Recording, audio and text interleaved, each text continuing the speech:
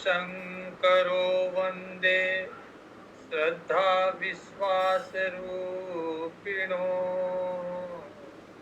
याभ्यां विना न पश्यन्ति सिद्धा स्वान्तस्थमीश्वरम् वन्दे बोधमयं नित्यं गुरुं शङ्कररूपिणम्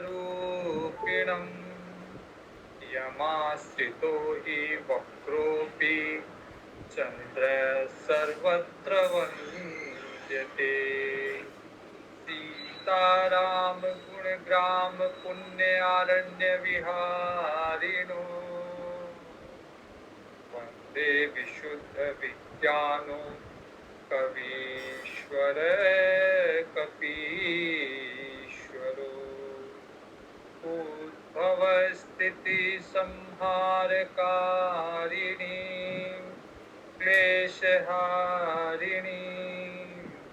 सर्वश्रेयस्करीं सीतां नतोऽहं रामवल्लभाम् यन्मायावशवर्ति विश्वमखिलं ब्रह्मादिदेवासुरा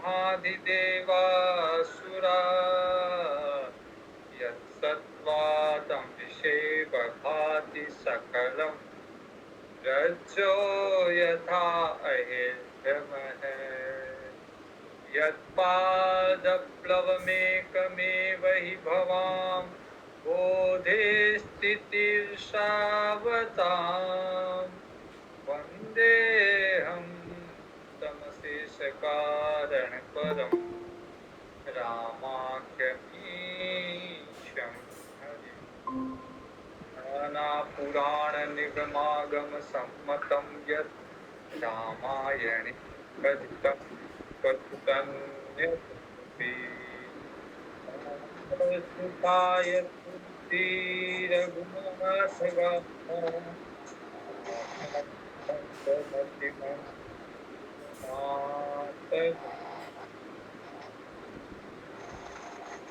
रामचरितमानस के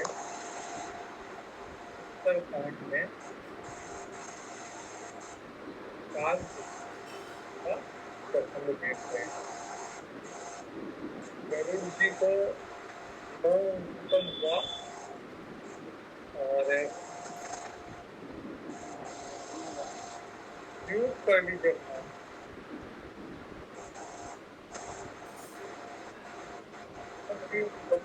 है ये अनम्यूट है तो पिताजी पढ़ लीजिए।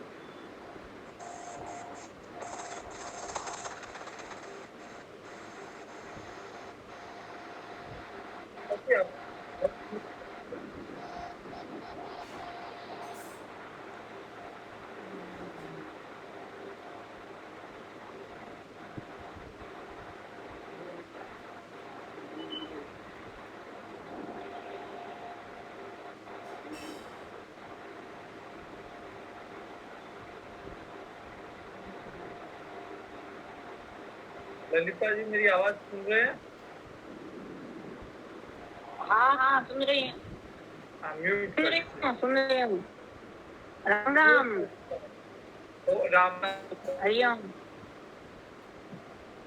हाँ फोन म्यूट कर लीजिए अपना। हाँ हाँ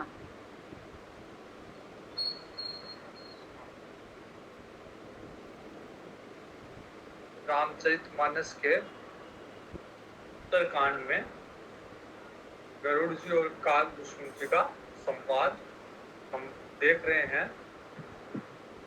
गरुड़ जी को मोह उत्पन्न हुआ, नारद जी मिले, नारद जी ने ब्रह्मा जी के पास भेजा, ब्रह्मा जी ने शिव जी के पास भेजा और शिव जी ने गरुड़ जी को काकभूषण जी के पास भेजा। नाथ कृतार्थ भयहूँ मैं तव दर्शन खगराज, आयस देहु सो करो अब प्रभु आयहु के काज।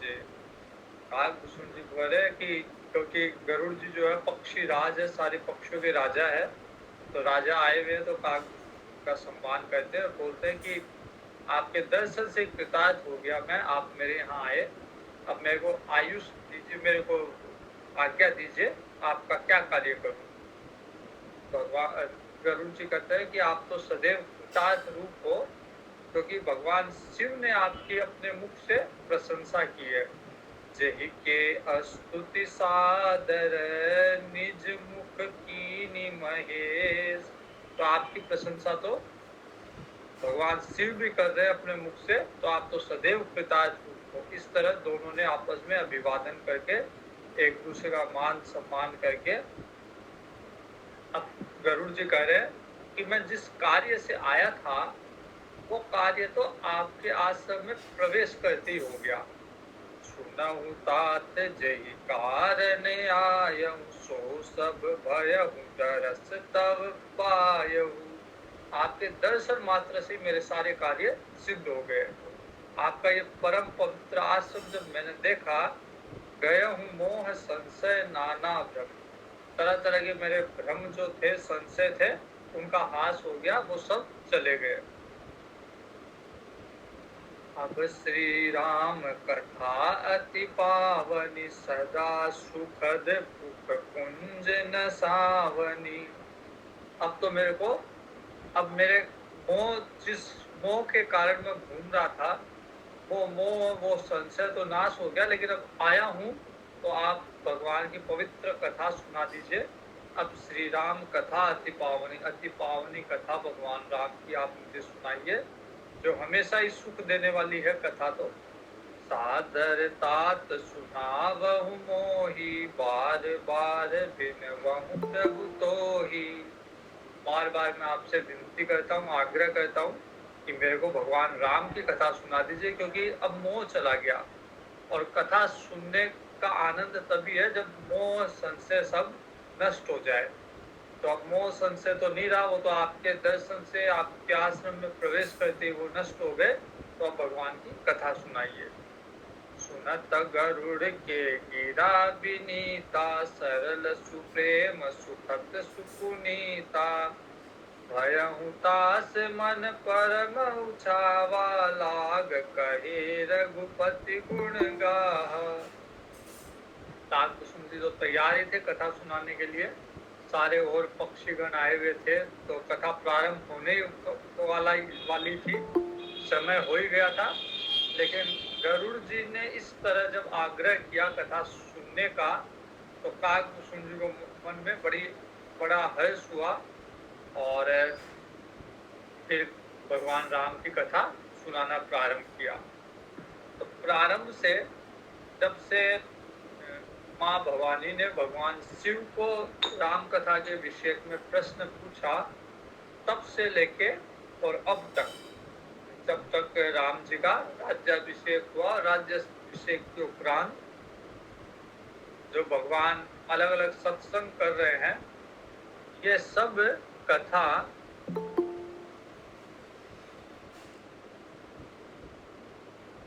ये पूरी कथा गरुड़ जी काकभूषण जी सुना रहे गरुड़ जी को। तो आइए हम भी एक बार देखते हैं, पुनरालोकन करते हैं कि किस तरह से राम कथा, रामचरितमानस की कथा आगे बढ़ती है। तो सबसे पहले कथा प्रारंभ होती है भरद्वाज जी ऋषि के आश्रम में, जब याज्ञवल्क्य जी आते हैं, और याज्ञवल्क्य जी से भरद्वाज जी आग्रह करते हैं राम कथा सुनाने के लिए। वहां से फिर याज्ञवल्क्य जी कहते हैं कि मुनि, मैं आपको वही प्रसंग सुनाऊंगा जो भगवान शिव सुना रहे हैं माँ पार्वती को। याज्ञवल्क्य जी की कथा अब भगवान शिव सुना रहे हैं माँ पार्वती को। तो एक बार भगवान शिव अगस्त मुनि के यहाँ गए थे सत्संग के लिए। अगस्त मुनि के यहाँ खूब सत्संग किया, निर्गुण ब्रह्म का सत्संग किया, और जब वापिस लौट रहे थे, वापिस हिमालय की तरफ भगवान जा रहे थे, तो मार्ग के अंदर उस समय त्रेता युग में भगवान राम ने अवतार ले रखा था। तो भगवान राम सीता जी के वियोग में, सीता जी का वियोग कर रहे थे, वियोग में वन भटक रहे थे।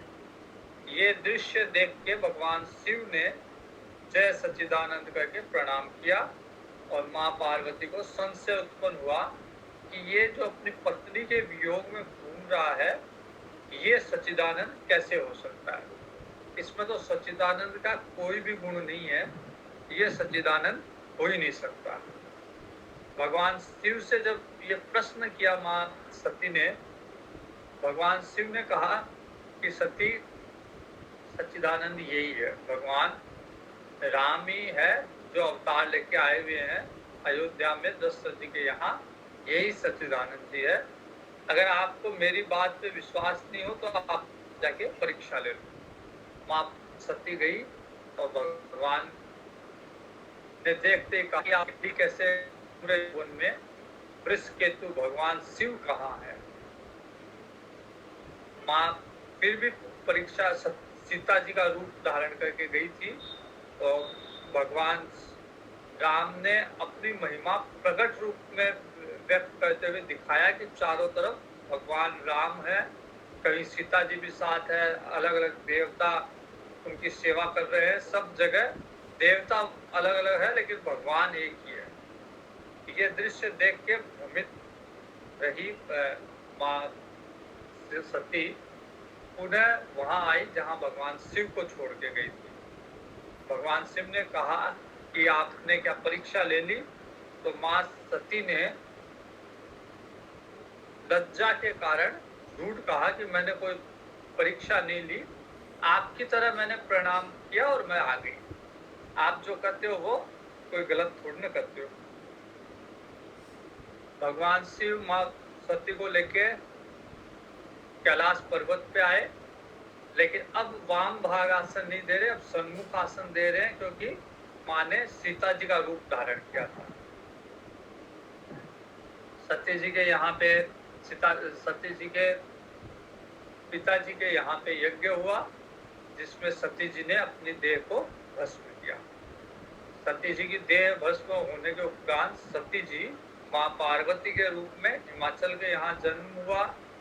नारद जी के कहने पे कठोर तपस्या की पार्वती जी ने, और उसके उपरांत शिव से, भगवान शिव से पार्वती जी का विवाह हुआ।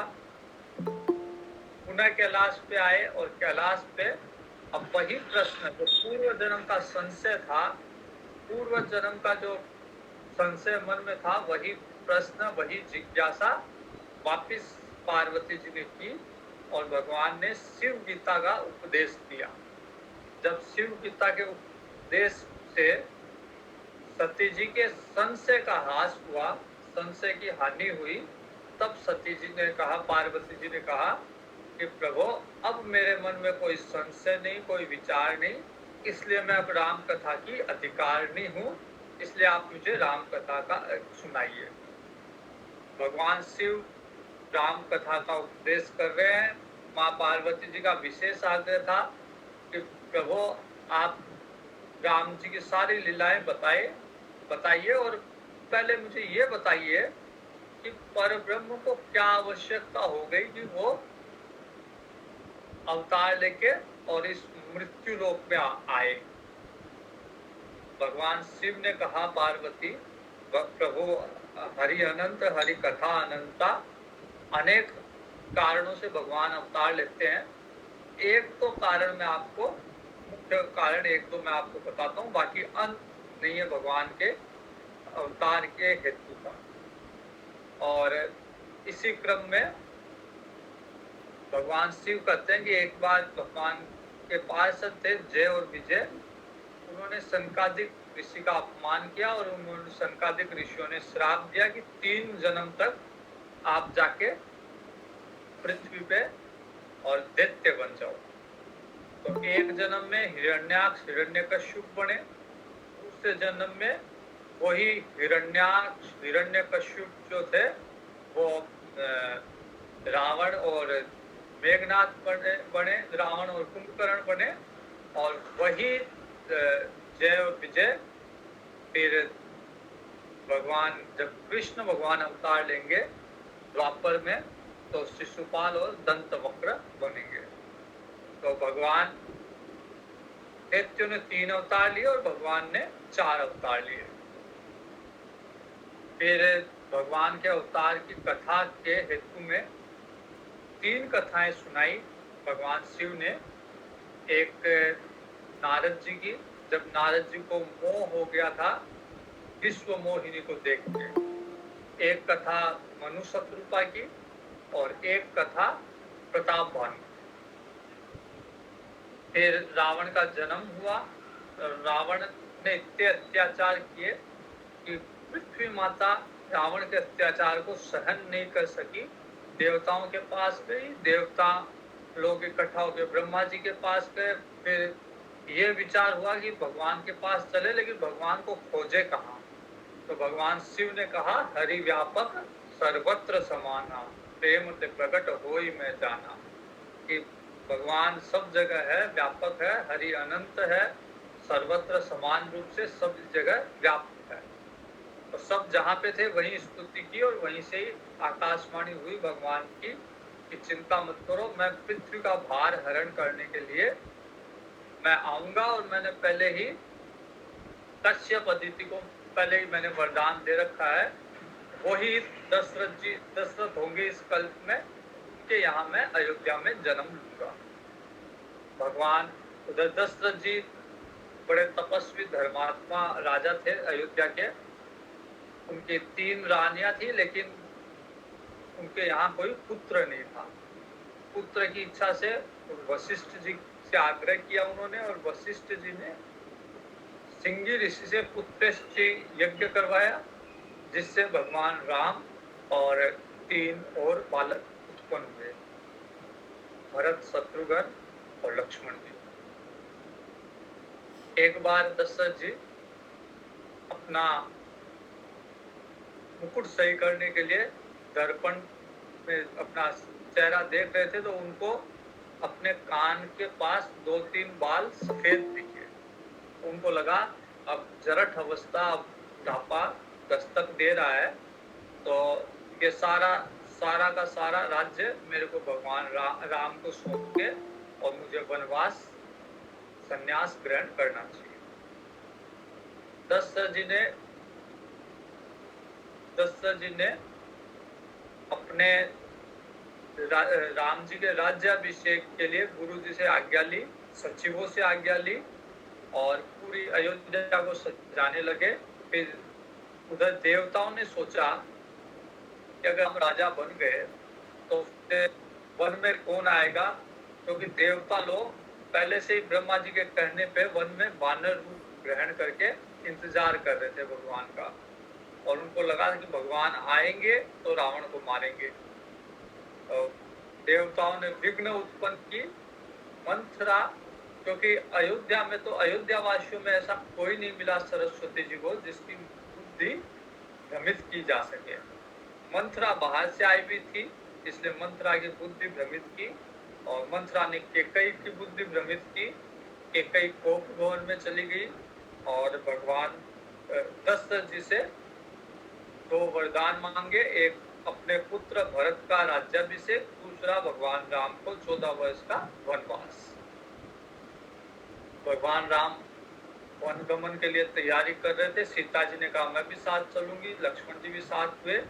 तो राम जी और लक्ष्मण जी और सीता जी तीनों वनगमन को गए। दशरथ जी ने सुमंत्र जी को पीछे भेजा। सुमंत्र जी आए, लेकिन सुमंत्र जी बिना भगवान को लिए वापस लौटना पड़ा। और सुमंत्र जी ने जब जाके ये समाचार दिया तो दशरथ जी ने अपने प्राणों का त्याग किया।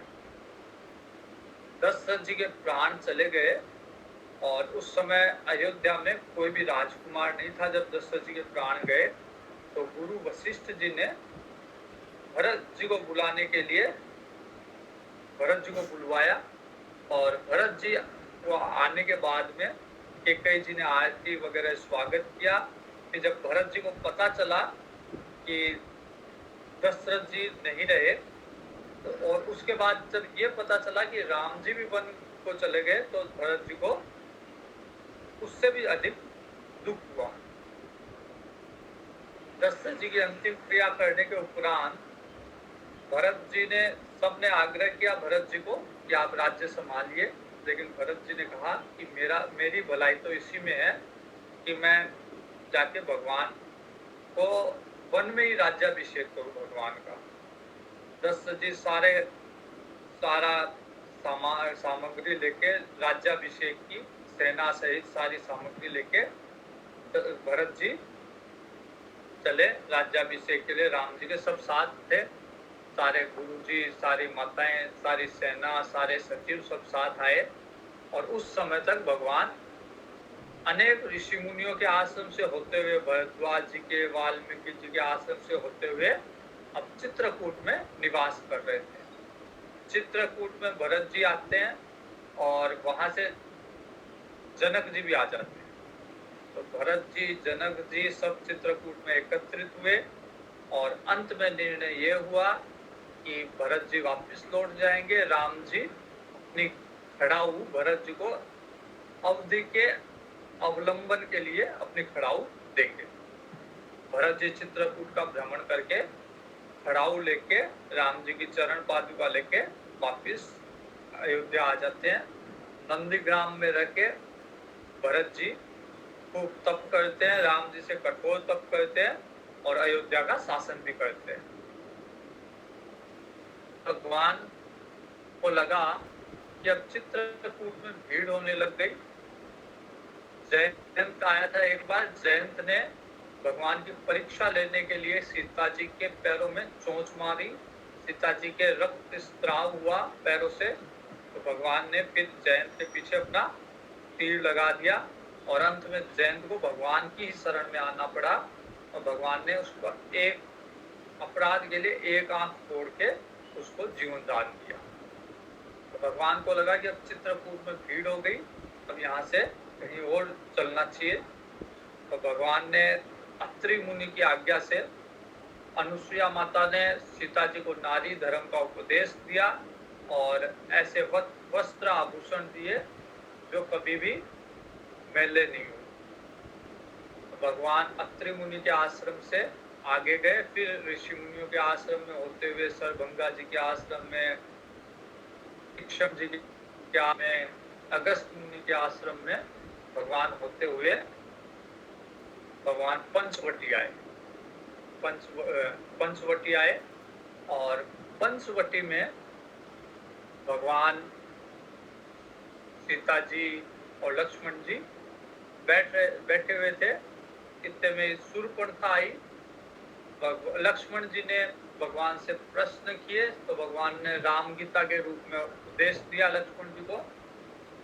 इतने में शूर्पणखा आई और लक्ष्मण जी ने शूर्पणखा के नाक कान काट के रावण को चुनौती दी कि हम आ गए हैं, ये बताने के लिए रावण की बहन के नाक कान काट दिए।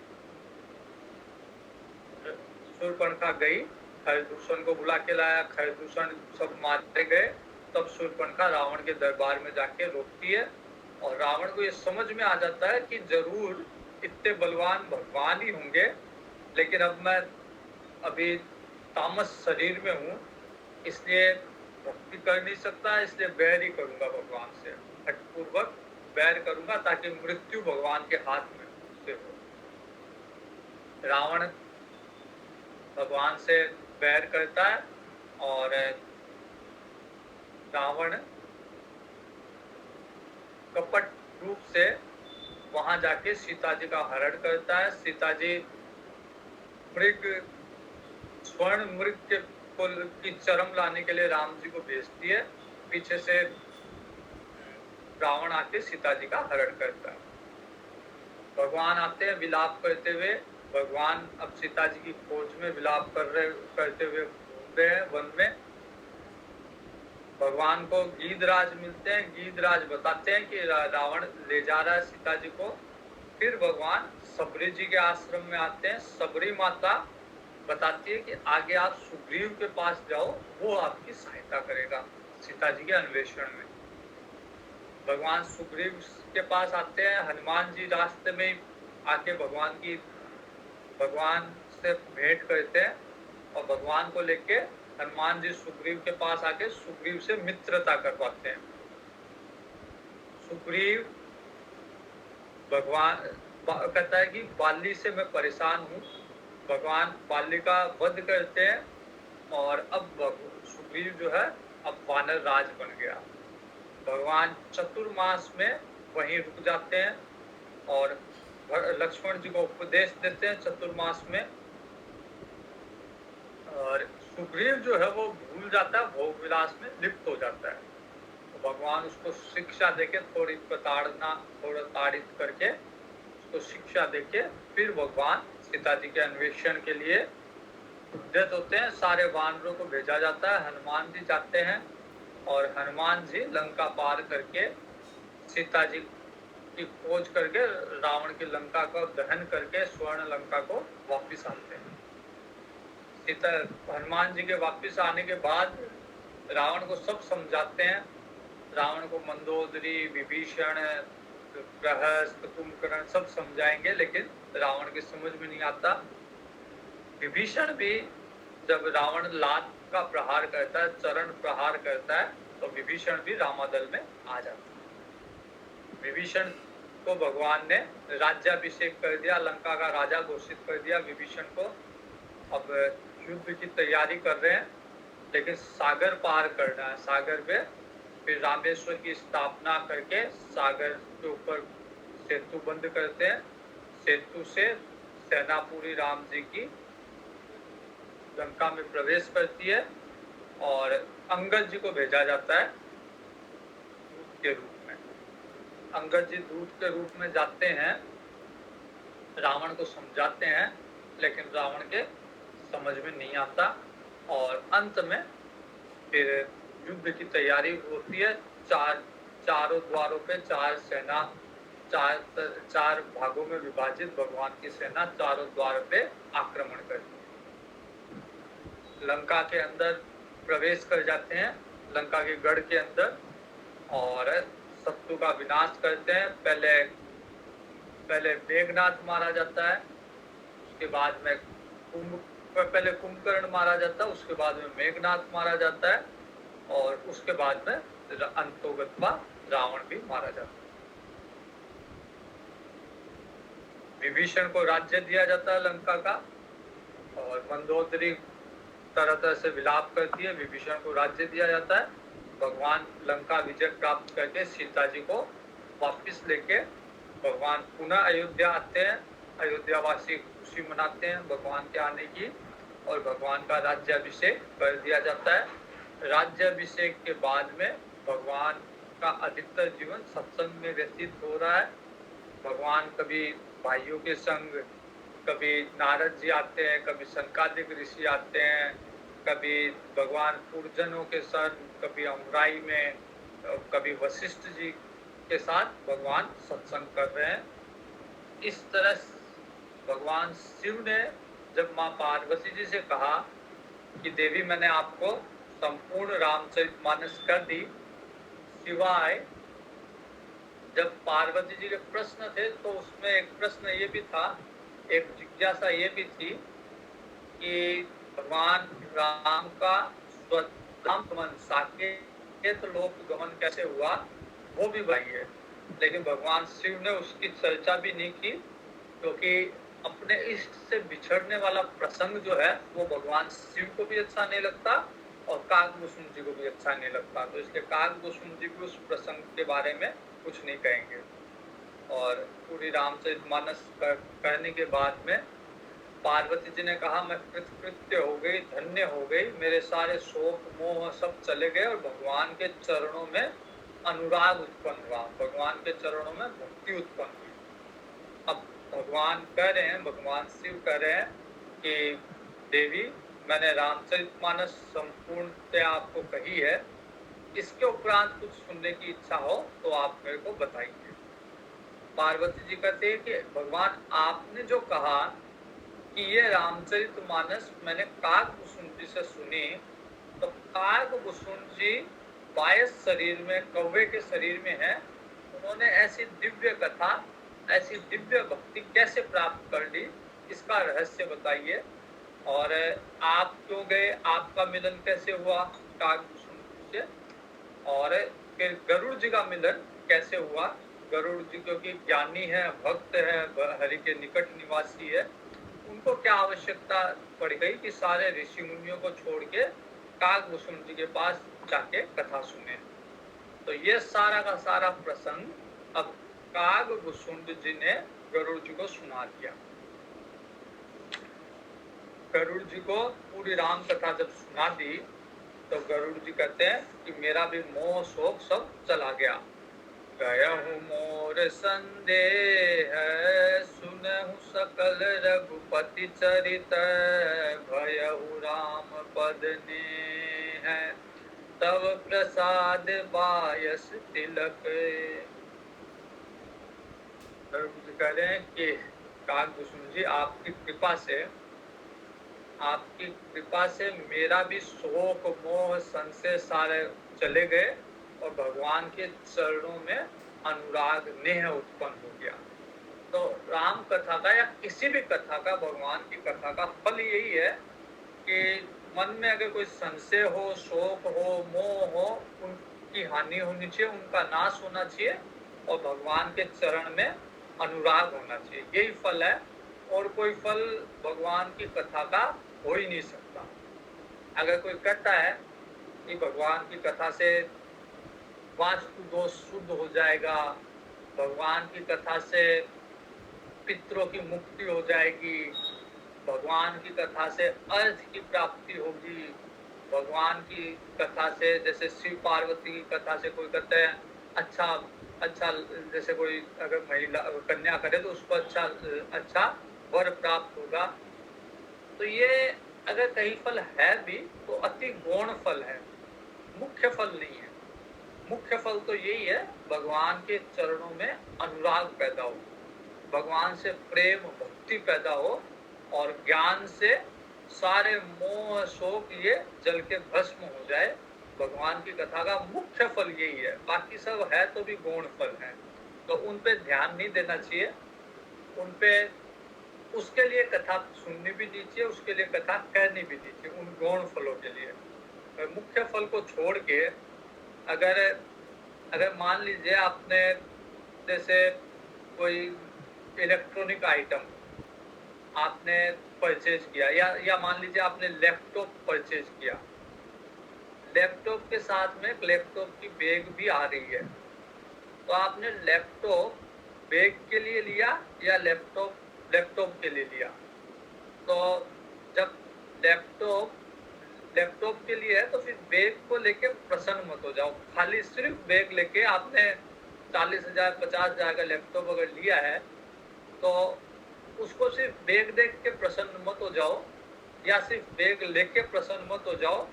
मुख्य जो कीमती वस्तु है वो बैग नहीं है, बैग तो 500 700 800 रुपए की है। मुख्य कीमती वस्तु लैपटॉप है। वैसे ही भगवान की कथा का मुख्य फल है भगवान की भक्ति। बाकी ये तो साइड में कुछ इधर उधर की चीजें मिल भी जाती है, नहीं भी मिलती है। कोई कहता वास्तु सही हो जाता है, कोई कहता है पितृ दोष सही हो जाता है, तो इन पे ज्यादा ध्यान नहीं देना चाहिए। भगवान की भक्ति बढ़ी या नहीं बढ़ी, ये पैरामीटर होना चाहिए। मोहि भयहु अति मोह है, प्रभु बंधन रन महु निरखी, चिदानंद संतोष है, राम विकल कारण कवन। अब गरुड़ जी कहते हैं कि मेरे को संदेह मोह कैसे हुआ, जब मैंने भगवान को रण क्षेत्र में देखा, युद्ध के मैदान में भगवान को नागपाश में बंधे हुए देखा, तो मेरे मन में बड़ा संदेह उत्पन्न हुआ कि राम जी तो बड़े विकल है। ये क्या कारण है कि राम जी जो सच्चिदानंद ब्रह्म है, सर्वशक्तिमान है, सर्वव्यापी है, सर्वज्ञाता है, वो राम जी इतना भी बल नहीं है अभी इनमें कि अपने बंधन को, नागपाश के बंधन को छुड़ा पाए। एक चरित अति नरे अनुसारी, भयहु हृदय मम संशय भारी। तो भगवान के नर के एक सामान्य मनुष्य की तरह चरित्र देख के मेरे मन में बड़ा संशय उत्पन्न हो गया। सोई भ्रम अप अति हरि अवहित करी मैं माना, कीन अनुग्रह कृपा निधाना। लेकिन जो संशय उस समय उत्पन्न हुआ था वो अब लगता है कि बहुत मेरे हित में रहा। तो कई बार क्या होता है, भगवान की कुछ कुछ भगवान की लीला को, कृपा को हम समझ नहीं पाते कि भगवान भगवान के लिए एक बड़ी बात थोड़ी ना थी नागपाश से छुटकारा पाना।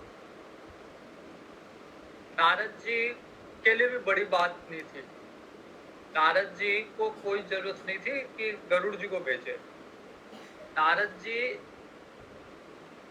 इतने चतुर है, इतने कुशल है अपने कार्य सिद्धि के लिए कि, और नारद जी का सब सम्मान करते हैं। नारद जी लंका में भी वैसे ही जाते थे जैसे अयोध्या में भगवान के पास आते हैं। तो नारद जी सब जगह, नारद जी की गति है, सब जगह नारद जी जा सकते हैं। विभीषण, कुंभकर्ण तो ने तो कहा ही था कि नारद मुनि ने मेरे को पहले ही कह रखा था, सारी बात बता रखी थी, लेकिन अब वो समय निकल गया। इसका मतलब नारद जी बराबर कुंभकर्ण से मिलते रहते थे। तो नारद जी विभीषण से, लंका रावण से भी मिलते रहते थे। नारद जी की सब जगह सारे सम्मान है नारद जी का। अगर नारद जी को केवल भगवान को नागपाश से छुड़वाना होता तो नारद जी मेघनाथ की मति भी जाके, मेघनाथ को भी ये कोई ना कोई सलाह देके और छुड़वा सकते थे, रावण को कह के भी छुड़वा सकते थे। और भी नारद जी के पास बहुत सारी युक्तियां थी, लेकिन नारद जी ने जानबूझ के गरुड़ जी को भेजा ताकि कहीं नारद जी के, गरुड़ जी के मन में संशय ना रह जाए, क्योंकि गरुड़ जी सदैव भगवान के निकट निवासी है। इसलिए उनमें कहीं अहंकार ना रह जाए, कहीं संशय ना रह जाए, इसलिए गरुड़ जी ने जानबूझ के, नारद जी ने जानबूझ के गरुड़ जी को भेजा ताकि आप जाओ और भगवान को देखो। आपने भगवान का वैकुंठ में भगवान का रूप देखा है, अब जाके आप पृथ्वी लोक पे देखो कि आपके स्वामी जिनके आपके ऊपर जो विराजमान रहते थे वैकुंठ लोक में, अब पृथ्वी में कैसे मनुष्य की तरह, साधारण मनुष्य की तरह लीला कर रहे हैं। तो जैसे गरुड़ जी आए और उन्होंने नागपाश से मुक्त तो किया भगवान को, लेकिन उनके मन में संशय उत्पन्न हो गया। अब वही गरुड़ जी कहते हैं कि अच्छा हुआ संशय उत्पन्न हो गया, वो संशय अब मेरे लिए हितकारी है। तो कई बार कुछ कार्य होता है, उस समय हमको लगता है कि ये कार्य तो बड़ा, भगवान ने बड़ा मतलब पहाड़ तोड़ दिया मेरे ऊपर, लेकिन वही कार्य कुछ समय बाद में हितकारी बन जाता है। तो गरुड़ जी कह रहे हैं कि वो जो संशय हुआ था वो अब मेरे लिए, मेरे को लगता है कि मेरे लिए अच्छा रहा। सोई भ्रम अब हित करी मैं माना, कीन अनुग्रह कृपा निधाना। तो भगवान राम ने, कृपा निधान ने मुझ पे अनुग्रह किया ताकि मेरे पे संशय उत्पन्न किया और संशय के माध्यम से ज्ञान दिया। जो अति आतप व्याकुल होई, तरु छाया सुख जानहि सोई। जो जितना आतप रूप से जितना परेशान होता है, केवल वो ही पेड़ की छाया का सुख जान पाता है। अगर कोई एसी में, एयर कंडीशन में बैठा हो, उसको ले जाके पेड़ के नीचे बिठा दिया जाए तो वो थोड़ी देर में परेशान हो जाएगा, क्योंकि वो सुख याद आएगा जो एयर कंडीशन में मिल रहा था। पेड़ के नीचे वैसा सुख नहीं मिलता जितना एयर कंडीशन में मिलता है। लेकिन वो ही कोई धूप में चल रहा व्यक्ति हो, उसको भयंकर धूप में चल रहा हो, मार्ग में कोई पेड़ मिल जाए तो वो पेड़ के नीचे बैठ के इतना आनंद प्राप्त करेगा, उसको सुख मिलेगा वहां पे, एसी वाले को नहीं मिलेगा। वैसे ही जो संसार से सुखी है, संसार से खुश है, संसार में रचा बसा है, उसको भगवान में उतना सुख नहीं मिलता जितना कि उसे मिलता है जो संसार से दुखी है। कुंती जी भगवान की प्रार्थना करते हुए कहती है कि भगवान मुझे दुख ही दुख देना जीवन में, क्योंकि सुख में आप याद नहीं रहते, दुख में आप याद रखते हो। तो दुखी व्यक्ति भगवान को ज्यादा याद करता है। तो जो अति आतप व्याकुल होई, तरु छाया सुख जानहि सोई। जो नहीं होत मोह अति मोही, मिलते हुतात कवन विधि तोही। गरुड़ जी कहते हैं अगर मोह नहीं उत्पन्न हुआ होता तो आपसे मिलना कैसे होता। तो भगवान की लीला है, भगवान ने मोह उत्पन्न करके फिर गुरु से मिलाया। गुरु से मिलने के बाद में सारा मोह भ्रम सब नाश हुआ और भगवान की कथा सुनने को मिली। अन्यथा केवल भगवान को गरुड़ जी ने केवल वैकुंठ वासी के रूप में वैकुंठ लोक में देखा था। जो पृथ्वी लोक पे भगवान चरित्र कर रहे हैं उसको उसकी जानकारी गरुड़ जी को भी नहीं होती। तो मोह हुआ, मोह उत्पन्न होने से कागभूषण जी मिले, कागभूषण जी के दर्शन मात्र से शोक मोह चला गया और फिर भगवान की परम पवित्र कथा सुनने को मिली। सुनते हो कि हरि कथा सुहाई, अति विचित्र बहु विधि तुम गाई। आपसे नहीं मिलता तो फिर भगवान की कथा कैसे सुनता। निगमागम पुराण मतेहा, कहीं सिद्ध मुनि नहीं संदेहा।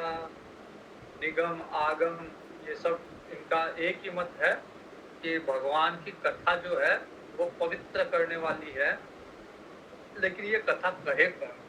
शुद्ध रूप से कथा कौन करता है? संत विशुद्ध मिलहि परिदेते ही, चित्त वही राम कृपा करि जेहि। शुद्ध संत अगर कोई मिलता है और भगवान कृपा करते हैं तब फिर ये कथा सुनने को मिलती है। राम कृपा तव दर्शन भयहु, तव प्रसाद अब सब संशय गयहु। राम की कृपा से, राम ने कृपा की, उसमें संशय उत्पन्न किया तो राम की कृपा से आपका दर्शन हुआ और आपकी कृपा से सारे संशय चले गए। सुनि भी हम भगवती पानी, सहित विनय अनुराग। पुलक गात लोचन सजल, मन हर्ष अति काग। गरुड़ जी की ये सारी बातें सुन के, विनय वाली बातें सुन के कागभूषण जी भी प्रसन्न हुए। और श्रोता सुमति सुशील सुचि, कथा रसिक हरिदासे। पाई उमा अति गोप्यमपि, सज्जन करहि प्रकाश। श्रोता के गुण क्या है वो दिया हुआ है इसमें दोहा नंबर 69। दोहा नंबर 69 में श्रोता के क्या गुण होने चाहिए वो दिए हुए हैं। कि श्रोता क्या होना चाहिए? सुमति होना चाहिए, मति उसकी अच्छी होनी चाहिए श्रोता की। सुशील होना चाहिए, उसका चरित्र अच्छा होना चाहिए, शुचि होना चाहिए, वो अंदर से बाहर से स्वच्छ हो, तथा भगवान की कथा का रसिक होना चाहिए और हरि का दास होना चाहिए। कथा का रसिक और हरि का दास, ये अगर श्रोता मिल जाए इस तरह के, बड़े दुर्लभ है ऐसे श्रोता। ऐसे श्रोता आसानी से मिलते नहीं है। ये गुरु के पुण्य है या वक्ता के पुण्य है यदि उसको इस तरह के श्रोता मिल जाए। आज के समय में अधिकतर श्रोता भी केवल दिखावे के लिए आते हैं और कहीं कहीं तो जैसे बड़े बड़े जहाँ कथा होती है, बड़े बड़े पंडाल होते हैं, वहाँ श्रोता भी पैसों से मंगाए जाते हैं, पैसे देके श्रोता मंगाए जाते हैं। तो पैसे देके श्रोता या भीड़ मंगा सकते हैं, लेकिन उन श्रोता में ये गुण नहीं मिलते। तो अगर श्रोता भले ही एक हो, कोई आवश्यक नहीं कि भीड़ हो, एक ही श्रोता, क्योंकि ऐसा दुर्लभ श्रोता तो एक भी आ जाए तो बहुत है। तो श्रोता कैसा? सुमति, उसकी मति अच्छी हो, सुशील, उसका चरित्र अच्छा हो और सुचि, अंदर से बाहर से पवित्र हो, भगवान की कथा का रसिक हो, भगवान का सेवक हो, दास हो। अगर ऐसा श्रोता मिल जाए तो समझना चाहिए वक्ता के बड़े भाग्य है। और अगर ऐसा श्रोता मिल जाए तो फिर वक्ता किसी भी चीज को छिपाता नहीं है। कोई भी रहस्य हो, कोई भी भगवान का रहस्य हो, अपने जीवन का रहस्य हो, वक्ता उसको, ऐसे श्रोता को सब जाकर कर देता है। पाई उमा अति गोप्यम भी, अति गोप्यम, अति गुप्त रहस्य भी सज्जन करे ही प्रकाश। ऐसे अगर श्रोता मिल जाए तो सज्जन लोग उनके सन्मुख सारे के सारे रहस्य प्रकट कर देते हैं।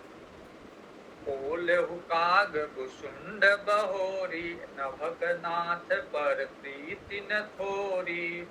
सब विधि नाथ पूज्य तुम मेरे, कृपा पात्र रघुनायक केरे। अब गरुड़ जी ने कागभूषण जी का आदर सत्कार किया, लेकिन कागभूषण जी वक्ता है। लेकिन ऐसा नहीं कि गरुड़ जी ने कह दिया कि आप तो कृतार्थ रूप हो, भगवान शिव भी आपकी निज मुख से आपकी प्रशंसा करते हैं। तो ऐसा नहीं कि कागभूषण जी बहुत ऊपर चढ़ गए हो या कागभूषण जी में गर्व आ गया हो। कागभूषण जी में उतनी विनम्रता है। और कागभूषण जी कह रहे हैं कि आप गरुड़ जी, आप जो हो नभग हो, आप नभ के स्वामी हो, तो आप में मेरे प्रति बहुत प्रीति है और सब तरह आप पूजनीय हो। फिर भी आप कथा सुनने के लिए आए हो, आप बड़े, आपकी मतलब कृपा की कि आप आए हो, सब तरह से पूजनीय हो, भगवान के तो कृपा पात्र हो आप। भगवान हर किसी को अपने पास थोड़ी ना रखते हैं, आप कृपा पात्र हो, इसलिए भगवान ने आपको अपने पास, अपने निकट रख रखा है। तो ये तो मेरे लिए बड़े सौभाग्य की बात है कि आप कथा सुनने के लिए आए और आपको कोई संशय कुछ नहीं है, आप आए, ये भगवान की इच्छा थी कि आप मेरे पास आओ ताकि मेरे को भी कुछ, मेरा भी कुछ नाम मिल जाए, मेरे को भी मान सम्मान मिल जाए, इसलिए आप आए हो। अन्यथा आप तो भगवान के हरि के निकट निवासी हो, आप में कहाँ संदेह हो सकता है। तो जब विद्वान या बड़े लोग, बड़े महात्मा लोग मिलते हैं, वो इस तरह से एक दूसरे का मान सम्मान बढ़ाई करते हैं। तुम ही न संशय मोह न माया, आप में कोई संशय मोह माया कुछ नहीं है। मोह पर नाथ की तुम दाया, मुझ पे दया की कृपा की आप आए। पठई मोह मिस खगपति तो ही, रघुपति दीन बड़ाई मोही। मोह उत्पन्न करके भगवान आपने आपके मेरे पास भेजा आपको, तो मेरे को बढ़ाई दी है उन्होंने। तो अगर भगवान राम गरुड़ जी को नहीं भेजते और कागभूषण जी का गरुड़ जी का संवाद नहीं होता, तो इस संवाद को आगे लोक हित में हम लोग कैसे सुन पाते हैं। तुम निज मोह कही खग साई, सो नहीं कछुआ चरण गोसाई। और आप कहते हो अपने मोह की बात आपने बताई, तो इसमें कोई आश्चर्य की बात नहीं है। ये तो सब कोई मोह, भगवान की माया सब पे ही व्याप्त होती है। नारद जी, ब्रह्मा जी, शिव जी, सनकादिक ऋषि और जितने भी आत्मवादी, जितने भी ब्रह्म परायण, जितने भी ब्रह्मनिष्ठ ऋषि मुनि है, सब इस माया से होके ही गुजरे हैं। सबको माया ने नचाया है, सब माया के आवेश से, माया के आवेग से होके ही गुजरे हैं, सबको माया ने नचाया है, सब मोह से ग्रसित हुए ही हैं।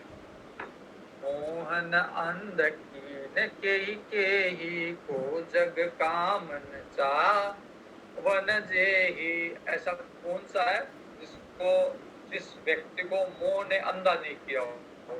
ऐसा कौन सी है जिसको काम ने पीड़ित नहीं किया हो, काम के कारण वो नाचने नहीं लगा हो? काम वेदना, मोह वेदना, ये सबके शरीर में रहती है। तृष्णा के ही न कीन गोरा।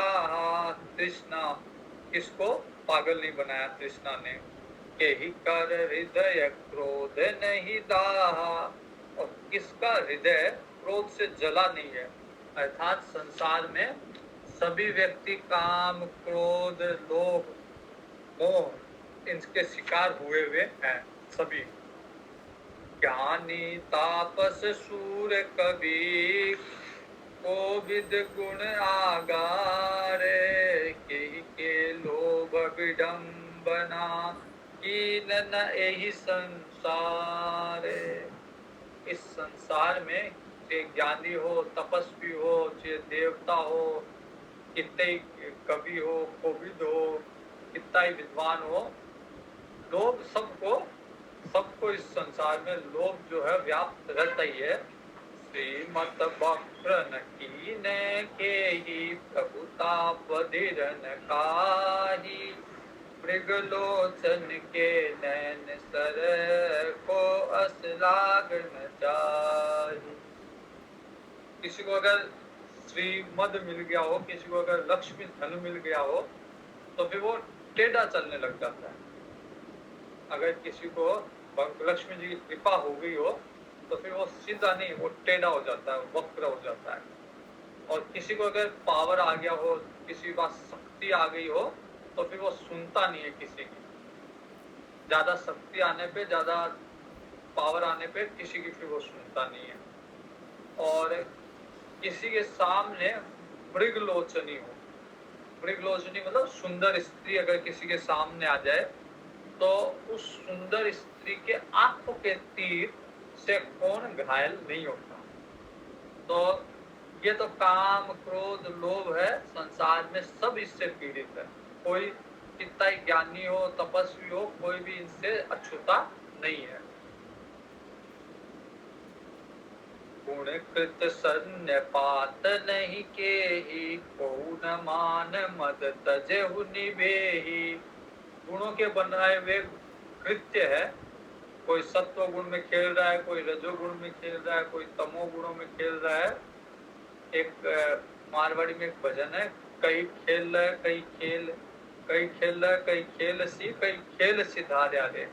तो गुणों में कई लोगों ने खेला है, कई खेल रहे हैं, कई आने वाले समय में खेलेंगे। तो सब इन गुणों में खेल रहे हैं, और सब मान मद इसमें लगे हुए हैं। जो बन ज्वर के ही नहीं बल कावा, और सबको जोर का, जो जवानी का जो ज्वर है, वो सबको भी बहकाता रहता है। ममता के ही कर जस न सावा, ममता के कारण व्यक्ति अपना यश का नाश करता है। जैसे धृतराष्ट्र की ममता थी, मोह था दुर्योधन में, तो उसके कारण धृतराष्ट्र को भी यश की हानि हुई। मच्छर का ही कलंक न लावा, अगर किसी में मच्छर है, मच्छर मतलब ईर्ष्या अगर किसी में है, तो वो उस पर कलंक लगाता ही लगाता है। काहि न शोक समीर डोलावा, कोई अगर शोक से पीड़ित है, शोक रूपी हवा से पीड़ित है, तो फिर वो उसका मन डोलायमान हो जाता, मन स्थिर नहीं रहता। चिंता सापनी को नहीं खावा, चिंता रूपी सापनी ने किसको नहीं डसा, अर्थात सबको डसा है चिंता, सबको व्याप्त हुई है। ओ जग जाहि न व्यापी माया, तो इस तरह संसार में ऐसा कोई नहीं है जिसको माया व्याप्त नहीं हुई हो। कीट मनोरथ दारु शरीरा, जैसे कीट लकड़ी को खोखला कर देता है, एक कीड़ा लगता है, और वो कीड़ा पूरी की पूरी लकड़ी को, जैसे कोई ऐसे फर्नीचर, जैसे कुर्सी बनी हुई है लकड़ी की, आपको ऊपर से लगेगा कि एकदम कुर्सी सही है, लेकिन वो कीड़ा अंदर ही अंदर उसको पूरा खोखला कर देगा। ऊपर से दिखने में आपको कुर्सी लगेगी, लेकिन अगर उस पर भूल से आप बैठ गए तो आप नीचे गिर जाओगे, क्योंकि उस कुर्सी में अब कुछ रहा नहीं, केवल ऊपर का ढांचा मात्र है, अंदर से पूरी खोखली हो गई। वैसे ही अगर मनोरथ है व्यक्ति के पास, कामना है, ये कर लूंगा वो कर लूंगा, तरह तरह के मनोरथ पालता रहता है, तो फिर उसका शरीर जो है खोखला हो जाता है। जो जेहि न लाग गुण को अस धीरा, तो मनोरथ रूपी घूण किसके नहीं लगा। घूण जैसे अनाज को अगर घूण लग जाए तो उसको खोखला कर देता है, वैसे ये मनोरथ रूपी घूण खोखला कर देता है। 3 तरह की ऐष्णा होती है, सुतेष्णा, पुत्रेष्णा, वित्तेष्णा, लोकेष्णा। तो ये तीनों तरह की ऐष्णा, पुत्र की कामना, पुत्र के पहले पत्नी या पति की कामना, फिर वित्तेष्णा धन की कामना, और लोकेष्णा मान मर्यादा लोक सम्मान की कामना। ये 3 तरह की ऐष्णा के मति इन कृत न मलिनी, किसकी मति को मलिन नहीं किया है, अर्थात सबकी मति को पुत्रेष्णा, लोकेष्णा, काम पुत्रेष्णा, लोकेष्णा, वित्तेष्णा ने मलिन किया हुआ है। यह सब माया कर परिवार, तो ये सब माया का परिवार है। काम, क्रोध, मद, लोभ, ईर्ष्या, ममता, शोक, चिंता, वित्तेष्णा, पुत्रेष्णा, लोकेष्णा, ये सब माया के परिवार है।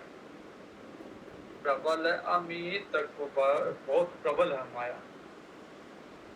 भगवान शिव, ब्रह्मा, इन जैसों कोई माया अपने रचवा देती है, तो अपर जीव के लेके तो छोटे छोटे हम लोग जीव, हमारी क्या औकात, क्या हैसियत इस माया के सामने टिक पाए। व्यापी रहे उस संसार महु, माया पटक प्रचंड, सेनापति कामादि, भट दंभ कपट पाषंड। माया जो है बड़ी प्रबल है और पूरे संसार में व्याप्त है। माया की एक बहुत ही प्रचंड सेना है, जिसका मुख्य सेनापति काम है। कामदेव माया का मुख्य सेनापति है, अर्थात माया के सभी गुणों में काम जो है सबसे प्रबल है। सेनापति कामादि, भट्ट और उसके सारे बाकी के सैनिक जो है वो दंभ, कपट, पाषंड, ये सब बाकी ये छोटे छोटे छोटे सैनिक है। मुख्य सेनापति कामदेव है। यहाँ पे विराम देते हैं, अगला प्रसंग कल करें। मारुति गंभीर मारुति, वीर मारुति गंभीर मारुति, धीर मारुति अति धीर मारुति, धीर मारुति अति धीर मारुति, गीत मारुति संगीत मारुति, गीत मारुति संगीत मारुति, दूत मारुति राम दूत मारुति, दूत मारुति राम दूत मारुति, भक्त मारुति परम भक्त मारुति, भक्त मारुति परम भक्त